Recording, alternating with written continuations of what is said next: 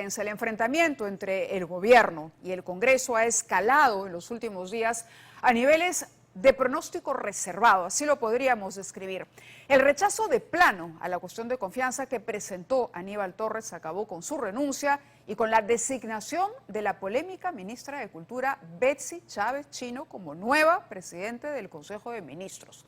La gran pregunta que nos hacemos los peruanos es si este rechazo fue una bala de plata que abre la posibilidad de una futura disolución del Congreso o una bala de salva que echaría por tierra cualquier pretensión en ese sentido desde Palacio. Esto es un dilema que ha quedado en manos ahora del Tribunal Constitucional, a pedido precisamente del Parlamento. Renzo Santana y Juan Carlos Vera con la crónica de una semana de altísima tensión, mientras nuestro país, el Perú, se debate entre la violencia, la corrupción y la crisis económica. Señores congresistas, es un mensaje del Congreso en su conjunto. Votos a favor, 98. Votos en contra, 10. Abstenciones, 4. Ha sido aprobada. Unidos ante la amenaza de disolución. Luego de este rehusamiento expreso de la confianza, con la expresión de rechazo de plano. Ayer sábado, en la votación más importante de los últimos tiempos, el Parlamento cerró filas y aprobó interponer una demanda competencial y solicitar una medida cautelar contra Pedro Castillo Terrones para que el Tribunal Constitucional resuelva si quemaron o no su bala de plata tras el rechazo del pedido de cuestión de confianza al ex premier Aníbal Torres. ¿Votó a favor? Sí, efectivamente fue una decisión de bancada de él y por mayoría decidimos votar a favor porque esa es una consulta, es una demanda competencial, no hay por qué temer, la respuesta que nos dé estará ajustada pues al marco legal. No solamente pues ha sido votos de algún sector del Congreso, congresistas de todas las casas políticas han votado a favor de esta demanda competencial y también de la medida cautelar, en claro respeto pues al fuero legislativo, a la separación de poderes. A inicios de semana, el máximo ente constitucional se tumbó la denuncia por traición a la patria contra Castillo, que se seguía en el Congreso. El jueves rechazó la demanda que presentó el Ejecutivo para que se declare inconstitucional la ley que puso límites a la participación ciudadana mediante referéndum. Ahora, el Tribunal Constitucional deberá precisar si el Ejecutivo puede apelar a una denegación fáctica de la cuestión de confianza.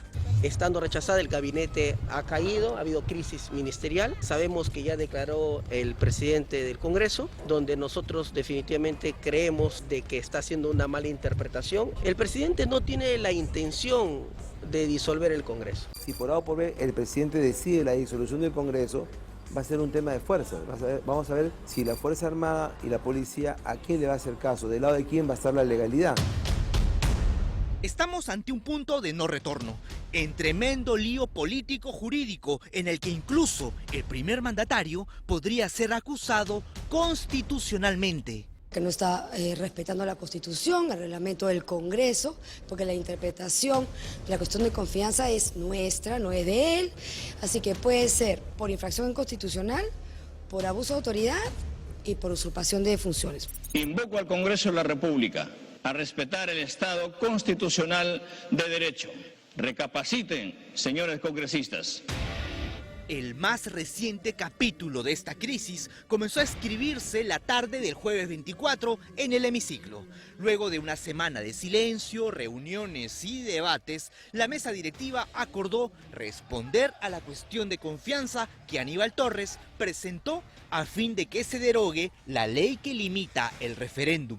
La mesa directiva ha acordado por mayoría rechazar de plano la cuestión de confianza planteada por el señor presidente del Consejo de Ministros a nombre del Consejo. Entonces, como ya había anticipado o amenazado en la semana, el Congreso no lo deroga, deniega la confianza, entra en crisis el gabinete y el gabinete tiene que renunciar. Yo tengo que renunciar. Sin más vueltas que darle, Castillo se quedó sin Torres, sin su principal defensor a ultranza, sin el paisano chotano que le daba la mano quedándose, pese a que, desde hace tiempo, quería y debía irse.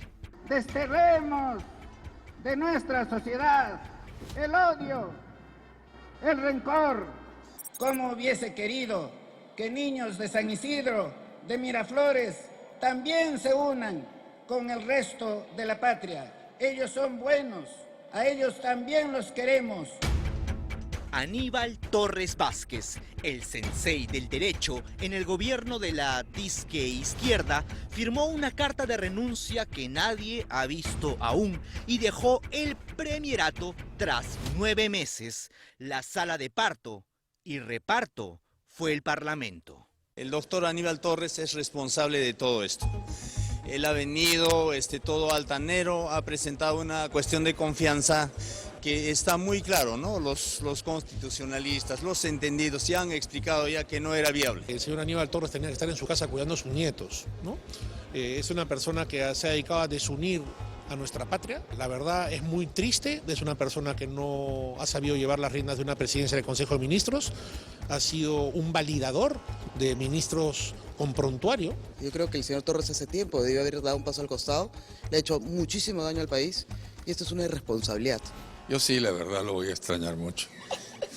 Sí. Vamos a extrañar sus amenazas, sus insultos. Contra los niños, ¿no? Contra los niños, contra las mujeres. Claro. Qué pena, ya no vamos a ver al que admira a Hitler. La verdad, sí, ¿no? Lo vamos a extrañar, ¿no? Bastante, sí. Tanto cariño sembró Torres en el Congreso que hasta cosechó una denuncia por infracción constitucional. El autor, Héctor Valer, el otrora y fugaz premier de Pedro Castillo, su predecesor. El premier ha venido acá a sorprender al Congreso de la República una cuestión de confianza que no tenía argumentos jurídicos. ¿Cómo se castiga? Entonces, inhabilitación por 5 o 10 años, para que no ejerza función pública. Esa noche, los ecos en los pasos perdidos arrastraban 3 nombres. En la terna de candidatos a la sucesión se voceaba a quien ha hecho más méritos, al incondicional Alejandro Salas. Es posible. El pudín número 1. Lo mismo, o sea, otro escudero. Pero también se escuchaba a la cercanísima Betsy Chávez. ¿Cuál es el expertise de la señora? ¿Qué ha hecho? ¿Casos de éxito? Yo creo que sería un error gravísimo habiendo sido una ministra censurada. Y el tercero en el bono era el compañero, por no decir camarada, Guillermo Bermejo. Y aunque el congresista Bermejo lo niegue 1 y 1000 veces, es el más voceado para suceder a el señor Aníbal Torres. Tiene que ser primera la fuerza de Panorama, compadre. No, por supuesto que si llega el ofrecimiento, como te digo, hay que evaluar, hay que ver. Le dicen premier ya, entre broma y broma se dicen las cosas. Pero mira, tú sabes que esa es una facultad exclusiva del presidente de la República. Si él es el que hace el llamado, hay que sentarse. Y se quedó sentado, porque en el ajedrez del poder se sacrificó a Torres para hacer jaque con la dama de Tacna. Con Betsy Chávez van a hacer un círculo de hierro, en el cual inclusive es posible avasallar al Congreso con tal de no ser tocado. ¿No? Betsy Chávez no va a conciliar con nadie. Como le repito, esto va a ir exclusivamente a la mejor defensa del presidente. El presidente va a estar contento y feliz cuando la acusación desaparezca, cuando la fiscalía desaparezca. Pero antes que muera el jueves, el presidente de la República se dirigió a la nación, fiel a su estilo, con un mensaje enrevesado, ambiguo y con un delicadísimo entre líneas. Luego de este rehusamiento expreso de la confianza, con la expresión de rechazo de plano y habiendo aceptado la renuncia del premier, a quien le agradezco su preocupación y el trabajo por el país, renovaré el gabinete. Esa palabra, rehusamiento. Luego de este rehusamiento, el no querer o no aceptar algo fue interpretada o traducida así por los ministros de Comercio Exterior y de Trabajo. El rechazo de plano de la cuestión de confianza de Aníbal Torres por el Congreso ha motivado la crisis del gabinete. La confianza fue denegada. Ante la denegatoria de confianza, toca despedirnos del gabinete Torres, a quien le agradecemos su esfuerzo y trabajo. Están interpretando como un rechazo a la cuestión de confianza la decisión del Parlamento. Bueno, que sigan interpretando como ellos quieran, ¿Cuál es su simplemente. intención para decir eso? No lo sé. ¿Su intención cuál será? Creo que interpretan mal la norma. Deben leer la norma, deben atender la sentencia del Tribunal Constitucional. Eso es lo que tiene que ser. ¿No se ha quemado ninguna bala de plata hoy? De ninguna manera. No existe la denegación fáctica. ¿El presidente Castillo está empujando la disolución del Congreso? No creo, no lo creo así.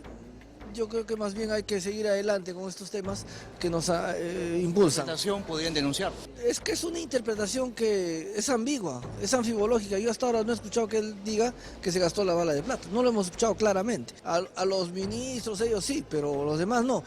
La pregunta en el aire hasta hoy sigue siendo, ¿se disparó la primera bala de plata o se trató de una bala de salva? Las dudas trasladaron ese debate al fuero constitucional. El dueño de las balas es el Congreso y por lo tanto quien lleva la contabilidad según la ley es el Congreso. Hasta ahorita no hay nada. Legalmente y constitucionalmente no ha habido ninguna bala de plata en el camino. Pero no nos quedemos en que se disparó una bala, se disparó la de plata, viene la de oro. Quedemos en un mensaje claro de que tenemos que encontrar gobernabilidad frente a ellos que todo el tiempo intentan desestabilizar la democracia. Oposición no es querer y generar golpe de Estado. La incertidumbre entre la denegación fáctica y la denegación fantástica motivó al otro presidente a pronunciarse en defensa de su palacio, el legislativo, armado, eso sí, con la Constitución y el reglamento. El presidente de la República no puede atribuirse una interpretación contraria a lo que señala la Constitución y el reglamento del Congreso. Hacerlo conllevaría a una disolución inconstitucional del Congreso. En consecuencia, usaremos las herramientas constitucionales para la defensa institucional del Congreso de la República y el Estado de Derecho. Pero solo una hora después, como para que la fiebre alcance el delirio, la abogada Betsy Betsabé Chávez Chino, de solamente 33 años, censurada en el sector trabajo y ministra de Cultura, juró como presidenta del Consejo de Ministros. Por el respeto al Estado de Derecho y la restitución del equilibrio y la separación de poderes, sí, juro. ¿Entonces es una provocación del Ejecutivo? Pareciera, porque si pensara en la gobernabilidad del país, yo creo que hubiera elegido a otra persona más dialogante. ¿Le van a dar su voto de investidura al gabinete Chávez? Yo creo que sí, porque no habría mayor inconveniente. Pudiéramos ser que no estamos de acuerdo, pero no podemos ser una oposición por oposición. No hay duda que es la engreída, pero es lamentable, ¿no? Porque tiene denuncias, tiene tráfico de influencia que ya se comprobó. De momento, el Congreso ha apostado todas sus fichas a que el Tribunal Constitucional les dé la razón en el rechazo a la cuestión de confianza al ex premier Aníbal Torres, un actor político que no se ha jubilado, sino que hoy domingo, en un nuevo gesto de provocación, fue reasignado como asesor 2 en el despacho de Betsy Chávez.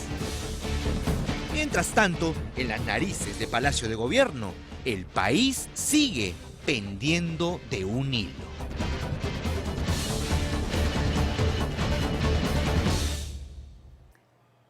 En efecto, el mensaje del presidente fue ambiguo, pero para quienes todavía dudaban sobre lo que había afirmado o interpretado el Poder Ejecutivo, aquí tenemos ya la carta de renuncia presentada al presidente de la República y firmada por Aníbal Torres. Y este documento que están ustedes viendo, en efecto, ahí lleva la firma, pero además está acompañado por un acta del Consejo de Ministros del mismo día 24 de noviembre. Lo más interesante es lo que dice al final este documento que suscriben todos los miembros del gabinete. Dice, en ese sentido, al haberse producido la crisis total del gabinete, el Consejo de Ministros acordó por unanimidad, es decir, todos los ministros, que ministros y ministras del Estado y el presidente de la PCM presenten su renuncia ante la presidencia de la República. Está claro que para el Ejecutivo se denegó la confianza, no cabe ninguna duda.